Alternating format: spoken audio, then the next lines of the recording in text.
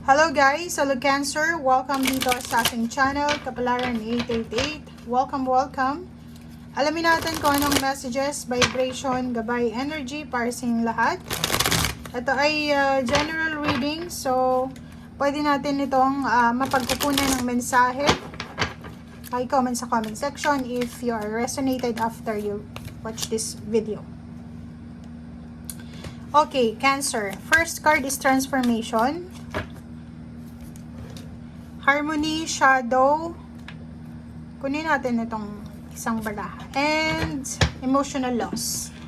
Okay, Cancer, shadow, and okay. So, may nakikita ko siya dito, Cancer, na dalawang positive and dalawang negative. Pero yung negative, hindi naman talaga siya sobrang negative.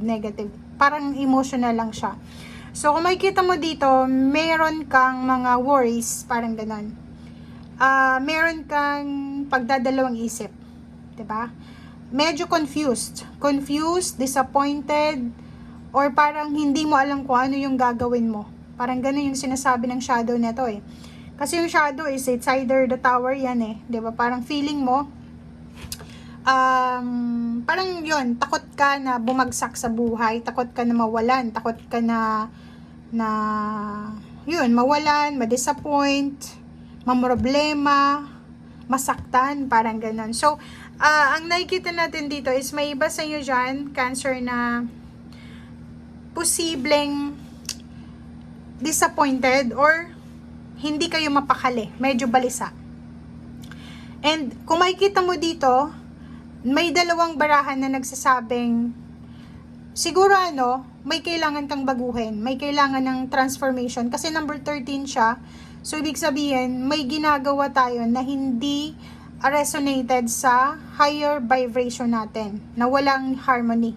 So, ibig sabihin, if ang feeling mo, tingnan mo, ang feeling mo dito ay shadow, emotional loss, parang nawalan ka ng interest sa isang tao, nawalan ka ng interest sa trabaho, nawalan ka ng, parang feeling mo, walang saysay, hindi ka kontento, parang ganon. Sinasabi ng barahan na kailangan natin ng pagbabago. Kailangan natin na baguhin itong nararamdaman natin. And hanapin natin yung harmony.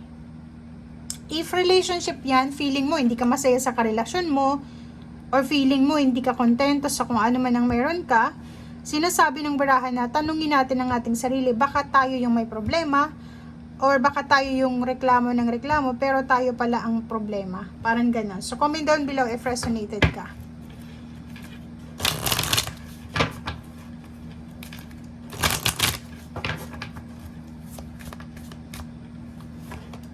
Okay, closure.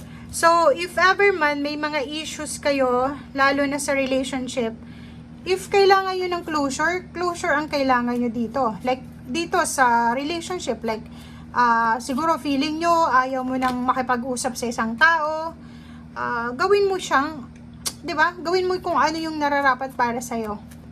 Okay? O, tingnan mo. Kasi sinasabi ng baraha sa'yo dito na ang dami-daming new beginnings ka na minamanifest. Maraming mga pagbabago or maraming panimula, pagsisimula, or bago sa buhay ang gusto mong gawin sa buhay mo. Pero, like, pwede yung iba sa inyo hindi makamove on sa dating karelasyon, hindi makamove on sa nangyari sa nakaraan. Kung makikita mo dito, ang kailangan mo daw sa ngayon is closure, and maglagay ka ng boundaries. If relationship ito na feeling mo stagnant, wala na, tapusin mo na, 'di ba? If naman trabaho na hindi ka masaya, 'di ba? So, it's up to you. Ikaw ang nakakaalam, Cancer. And boundaries, maglagay ka daw ng boundaries sa mga tao sa paligid mo. Siguro kung may mga taong ayaw kang makausap, or may mga taong ayaw mong, yung like, halimbawa, may mga taong nagtatanong sa'yo, oy, ganito, ganyan, pag ayaw mo silang makausap, i-block mo sila. Or kung ayaw mo silang ma-receive yung mga message nila, restrict mo sila, 'di ba? So, dito sa barahang to, yung strength na to, is sinasabi na kailangan nating magpakatatag sa ating sarili. Parang related yung baraha mo sa Pisces. Kailangan mo pakatatag para yan sa paghahanda sa mga susunod na mangyayari sa buhay mo. Kasi may mangyayari, may fertility dito, may transformation, may magbabago. So, if yung buhay mo is naka-focus ka na sa kung anong hindi magandang nangyayari sa ngayon, walang paano mo mahihintay yung transformation, 'di ba? Kailangan pag tapos na. Pag ayaw mo, 'di ba? So, ganun lang kasimple yung buhay.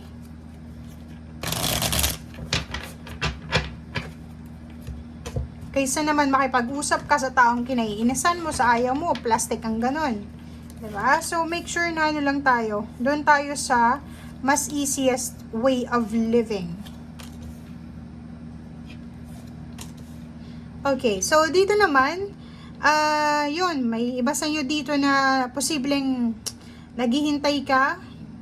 Pwedeng, kasi itong, ano na to, itong barahan to is nagsasabi, is either chismis, information, or ganito ganyan.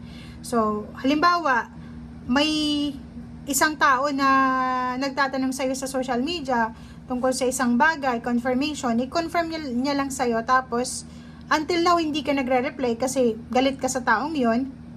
And, ayos lang, 'di ba? Kasi ayaw mo eh. Kung ayaw mo, di close mo. Maglagay ka ng boundary. Okay?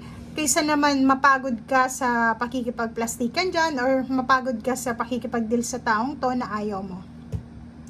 Everything happens for a reason. Yun yung sinasabi sa'yo dito ng magician. Lahat ng nangyayari dito sa mundo ay may rason.